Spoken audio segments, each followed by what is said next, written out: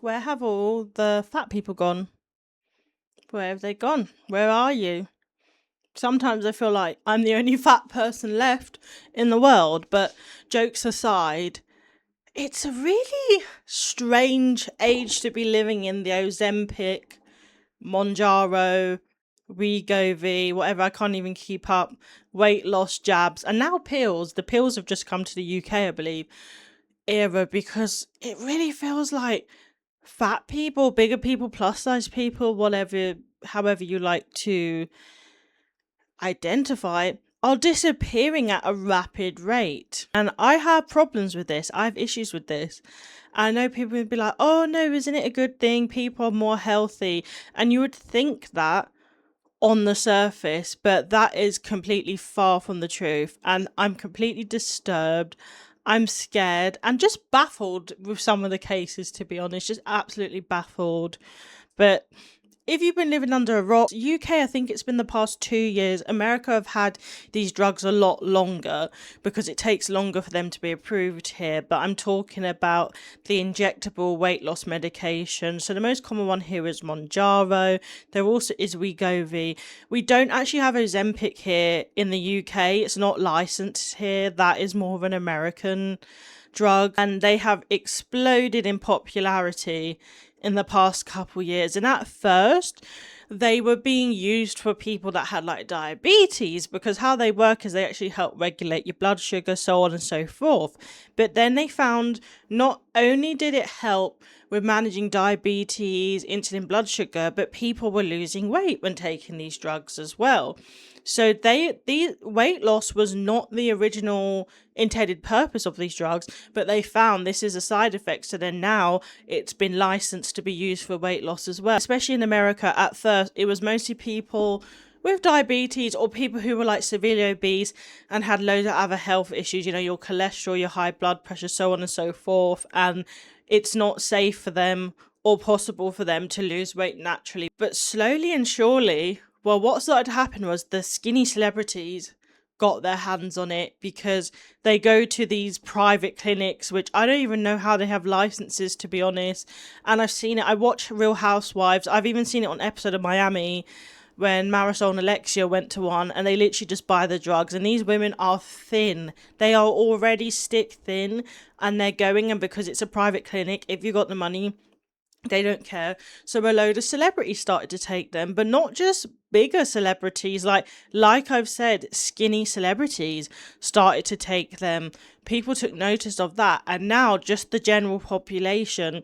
I don't know the official figures. I don't think there's a study that's been done, because again, it is such a new thing here in the UK. But just anecdotally, I feel more people that are on the jabs than people that are not. That's with all different sizes. Some are bigger, and some, to be honest, do not need it at all. They're already thin. They don't have a health condition that goes along with it. I have some controversial opinions on this matter.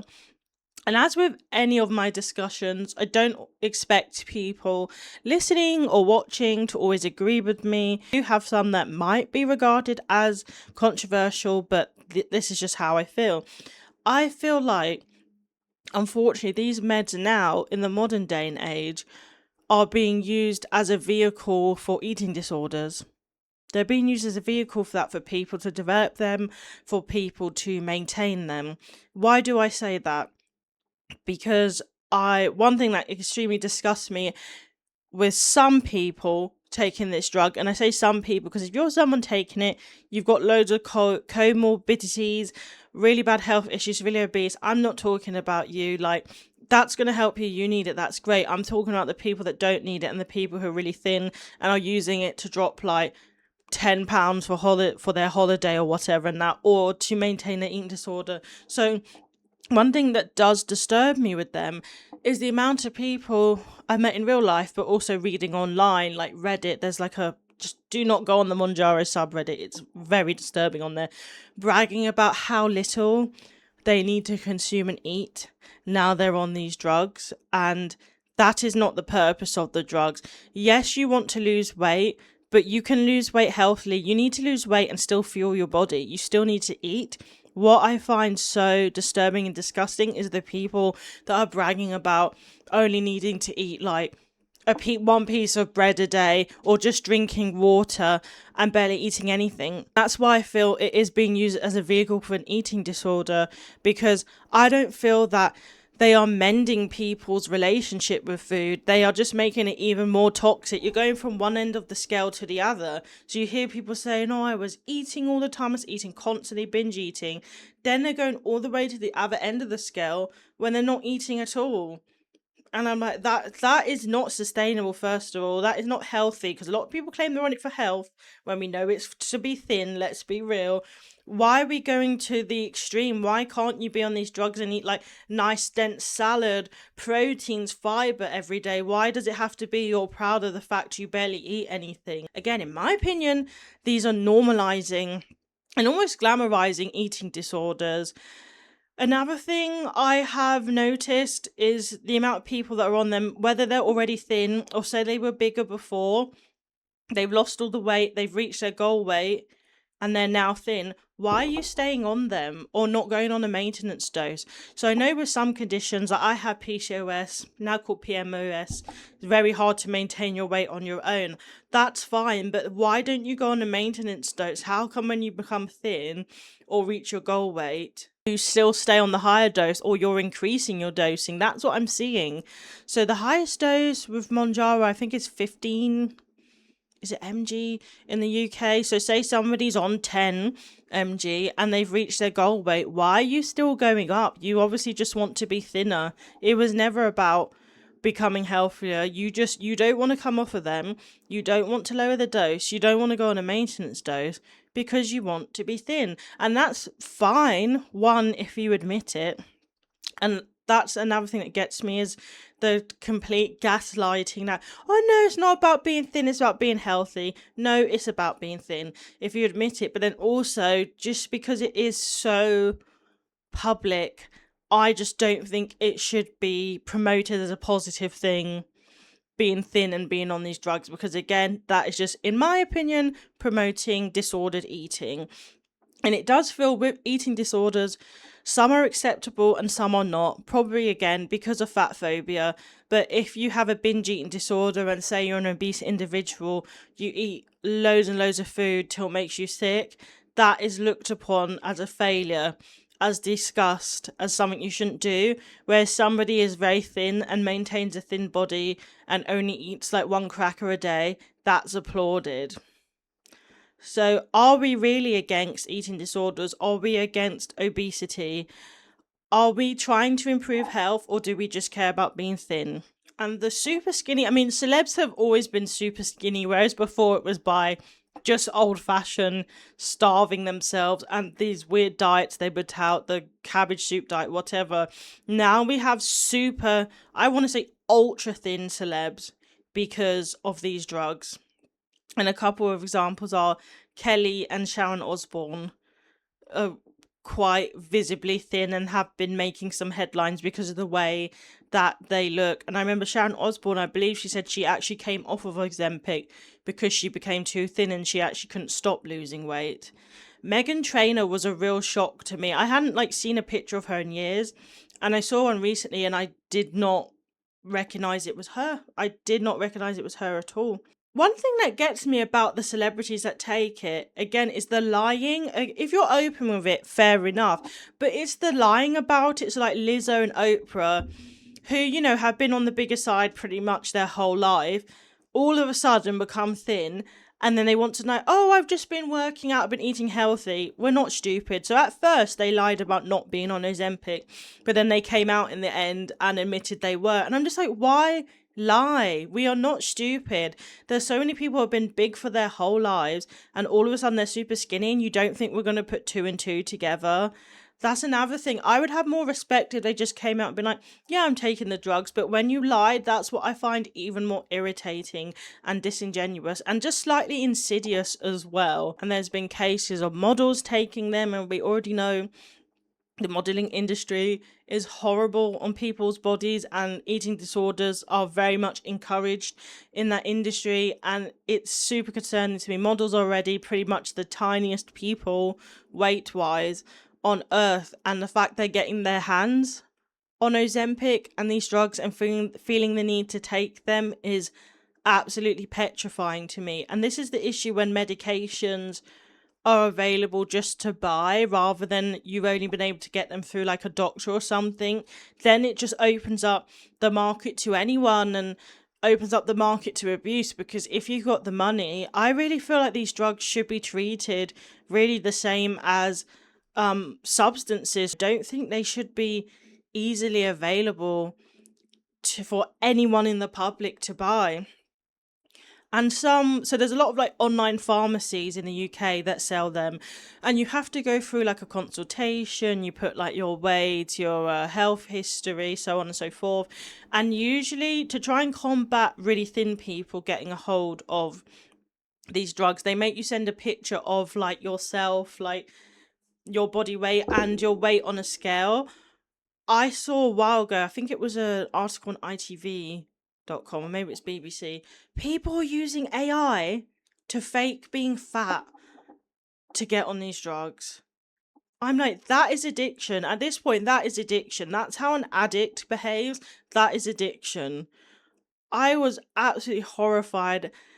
I'm anti-AI, and it's because of stuff like this, because how are we supposed to know now what's real and what's fake? So people were making themselves look fat or changing the number on their scale via AI to get hold of these drugs. Another common excuse that's used as a shield by people who abuse these drugs, and again, in this episode that I'm talking about people who are abusing these drugs, not people that actually need them, because in the UK you can recently get it prescribed on the NHS, but you have to have 4 different conditions. I think one was like high blood pressure, cholesterol, diabetes. So that's someone who already is very, very ill and needs this as a life-saving really intervention. But my issue specifically with these meds and drugs is, I feel again it's about the thinness, it's not about the health, because the first thing people will say when you're saying, oh, why are you taking this, or you don't need it, is, oh, well, I feel the best I've ever felt,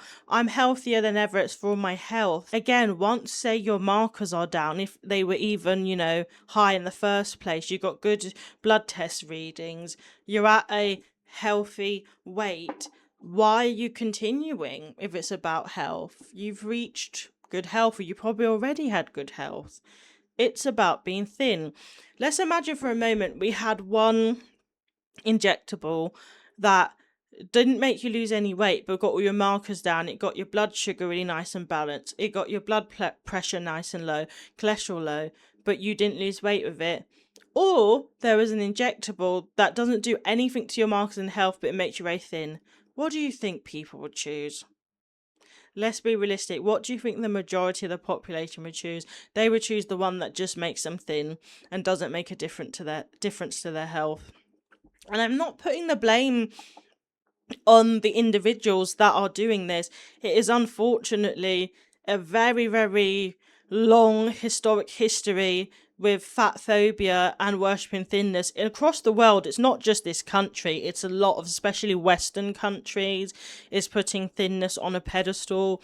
But it just seems to be going out of control. And I have seen some theories about the rise of like right-wing views and like traditional views, trad wives and thinness. There, people say there is a correlation there, which I think is a super interesting topic I will definitely need to dive into a bit more. It does feel at the moment that it's reaching crazy levels of thinness that I've never seen before, because I think this is the thing, I was a baby in the 90s, but I do know people say there was like, heroin chic, all of that in the 90s, and I feel it's back with a vengeance now, just because of how widely available it is to be thin, whereas I feel the heroin chic was more the celebrities and the models that were thin, but now it's just everyday people are reaching those levels of thin because of these drugs. The side effects are not to be disregarded as well. I've seen a lot of, especially for women, hair loss. Their hair is falling out. And I'm like, of course it's falling out. If you're eating 1 piece of toast a day, you're not taking your vitamins, you're literally malnourished, but you don't care because, again, you're thin. A lot of hair loss. One of my friends is a doctor, and they reported A&E, so many people turning up with like pancreatitis or like stomach issues because of Monjaro. And it is something I feel, especially the companies touting these drugs, try and like push to the side, but the risks are really high, and we don't have enough data at the moment to know why and who it will affect. So it just seems to be random, the people that get really severe side effects and actually can't take these drugs, and the people that are absolutely fine. And again, we don't know, because it is such new medicine, long-term effects. I have seen a couple of studies and rumblings of that there could be a long-term effect on thyroid, or maybe you're a bit more likely to get thyroid cancer, but there's just not enough data or time to say for sure what the long-term effects are. I would be really worried personally if I was on it long term, because everything unfortunately has a side effect. Like, you take medicine, it will fix one issue, but it's going to cause others. And I would just be really worried about the long term effects of it. Again, people don't care because they value being thin over everything else, so they'd rather be thin than healthy. If you are taking these for health, fair enough. I have so much respect for you. I wish you all the best. I wish you all the luck. But if it's for dress size, I'm just like, it just doesn't sit right with me. It just does not sit right with me. And why does it always seem to, especially with the celebrities that take them, they go from bigger, they don't go from bigger to like average dress size, or just like slightly thin or just fit. They go from bigger to literally skeletal. Why does it need to be taken to that extreme? Why do you want to be or look skeletal? Because even though society worships being thin, and people want to say, okay, being big or obese is unhealthy, but being skeletal isn't particularly healthy either. It's just the opposite end of the spectrum to obesity. It bums me out a little bit, especially not so much. I don't really follow celebrities, but say more kind of bloggers, influencers. I love using Pinterest for outfit ideas. So I have like different boards for outfits, and of course I'm plus size myself, so I love like doing pins of like the different plus size Instagrammers, the fashion bloggers. They give me lots of inspo for kind of different styles I can try on my body type, and it is just nice to have representation. Us as humans, we like to feel seen, we like to have representation. It's been kind of a gut punch seeing how quickly so many of the bloggers I'm following that were plus size become thin again, and then I have to unfollow them because I'm like, then it's just not relevant to me. Like, seeing clothes styled on a thin body, it's not going to look like that on me. I need to see how they look on someone my size to see if I will like them on myself. And so many of the gorgeous plus size bloggers have just shrunk overnight, and again, no mention of anything publicly of their weight loss regime or what they're taking. And I do get people will say, oh, it's their business, it's their privacy. Fair enough.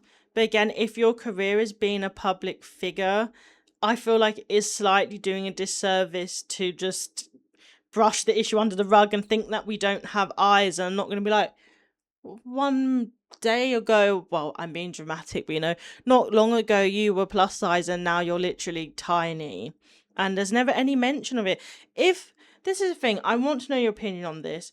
If it's not a negative thing being on these meds, why are people not open with it? Why is it so secretive? Or like in Lizzo's case, why do they lie about it? If it is about your health, you're feeling the best you've ever felt, you're living life great, why are you not open about it? Why is it this secret? That to me indicates guilt. And why is that guilt? Is it because maybe you're not doing weight loss in the safest way, or that you shouldn't even be on these meds in the first place? That's just some food for thought. But I've really missed my plus size fashion girly. So if you have any suggestions for plus size fashion bloggers or Instagrammers I can follow, please let me know, because it's so dry out here now. I've had to unfollow so many because, yeah, I want to follow people, especially with fashion advice, that look like me. And being fat, especially in my lifetime, but I think many other lifetimes, has never been a fun thing or a great thing or a good experience. And I'm just worried. I feel like it feels even worse now, as if it could get worse, but the fat phobia is just off the charts now because it kind of feels like a divide, like because these drugs are expensive. If you're just a low income person or even average person, it's going to be very tough to afford them. So I feel like there is a slight wealth divide on this issue, but also there's basically a divide between the fat people that can afford to be on these drugs and the ones that can't. The ones of us that can't are still doing, gym, exercise, diets, whatever, definitely not having the same result. And it makes you feel like even more of a failure because you can't do it naturally. You're like, I'm doing everything I should. I still can't lose the weight naturally, but then I can't afford to pay to lose it with the medication as well. So you just feel kind of hopeless. And then you have a shrinking community. The fat community is shrinking, so there's not as many people to kind of, relate to and encourage. And it feels even worse because this is just a personal thing. I feel like people will look at you now and be like, why are you still fat when these meds exist? Like, just go on these meds. There's no reason or excuse to be fat anymore. But like I said, here, and I think in America as well, they're very expensive. They're very, very expensive. Unless you manage to get them prescribed here on the NHS, they're very expensive. So it really sucks. It really, really sucks. Being a fat person sucks in general, but being a fat person in the era of Ozempic and Monjaro, it's not fun at all. It's not fun. Body positivity is pretty much gone. It was really making headway and slowly getting there, and it's gone now, and I don't think it's coming back. And I think I prefer body neutrality because I think it's more relatable for me personally and easier to do. And again, I feel like that's quite tricky at the moment because it's hard not to take in a subliminal message that you're wrong and you're a failure for being fat because you're like, look at all these people that used to be fat. They're not fat anymore. So why am I? It's really, really horrible, especially with having something like PCOS/PMOS because it's just absolute hell on earth, this condition. Whatever you do, your body is just fighting to keep hold of your fat. It's so terrible, and it makes me feel just even worse because I know it's not caused by me just sitting down all day and eating 1,000 donuts. Like, I don't do that. It's because of a medical condition I have no control over and there's no cure for. Another kind of super seedy, scary area of this whole weight loss drug industry is the grey market. And this, oh, it literally makes me shudder. It's horrible. So people are buying kind of fake version of these drugs. It's called the grey market, or off-label versions of these drugs. From some are buying it direct from China. They're buying it from China. Some buy it from random people on Facebook. I've seen like beauticians and hairdressers selling these meds on Facebook, and just random people on the internet. It's like a black market of weight loss drugs, and that is so terrifying to me. And this is the thing, they're selling it at a much cheaper price. The regulated meds are obviously very expensive, but these grey market ones are a lot cheaper. And people, I've heard, oh, it's horrible. There's like literally whole subreddits for it, but they're like making up, it comes in a powder, they make up the paste, they put it in the needles themselves. That is absolutely horrific. For me, it's like, say, paracetamol. Is going and buying fake paracetamol off some random person on the street. Would you take that? No. But this is how desperate people are to be thin. They're taking mystery drugs and mixtures off the internet and injected it into their bodies. It makes me feel sick to my stomach because who knows what they are injecting into their bodies. And it's especially bad now with the whole peptides. The peptides is a new thing. People ordering them straight from China, and it's just horrible. At the end of the day, these drugs have to go through strict regulation for a reason. As I've said, Ozempic isn't even regulated here yet. It hasn't passed the regulation in the UK. There is a reason medicine needs to be regulated. So, is it really worth risking your life just to be thin? Is it really worth that? especially the people who are already thin, which are the ones I've seen that are buying and taking the grey market stuff as well. Is it really worth it? Just to show how villainized being fat is and how scared of being fat people are. The fact they would rather risk their life injecting mystery powders into their body than risk being fat or being seen as fat. I want to wrap up by saying it's not all bad. Even though it may not seem like it, I'm not anti-weight loss drugs. I'm anti-weight loss drugs in the wrong hands, which I think is just common sense. I actually think they, so far, from what we know about them, are really kind of a miracle drug, to be honest, especially for people that do have, the cardiovascular or metabolic diseases, people who struggled lifelong with obesity.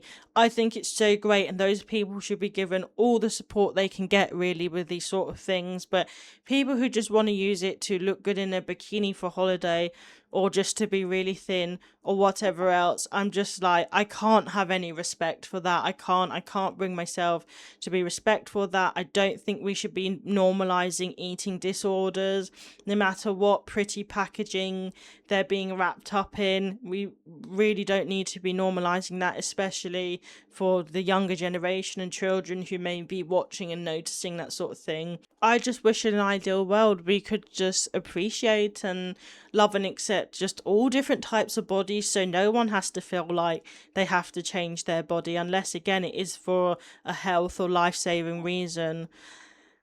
But that's never going to happen, I don't think, and especially not in the age we are in now.